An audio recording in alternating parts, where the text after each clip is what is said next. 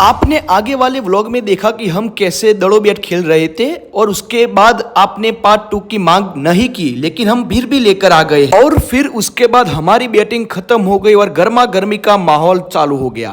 लेकिन बारनी बाजू तो ठंडा ठंडी चल रहा था, वो लड़का अकेला अकेला खेल रहा था। पर अब हिंदी बहुत हो गया, अब पासा अपनी गुजराती में आई जाइए। मस्त गर्मा गर्मी ना माहौल में तोय अमे गमे ते करीने जीत लीधी।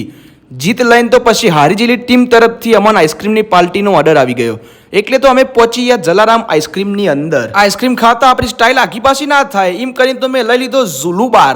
આ ચેવો આવવામાં નહીં ખબર હોય ને, બાકી અને હોમાની બાજુ છોકરાને તો પાછા એમના મમ્મી પપ્પા તરફથી મળી જાય, એટલે કોઈ આખી પાછી થાય નહીં। આવો શેઠ આવો બેહો બેહો। અને આ છે આપણી નવી જનરેશન જે મોબાઈલ ખોલવા માટે ગમે તે હદે જાય।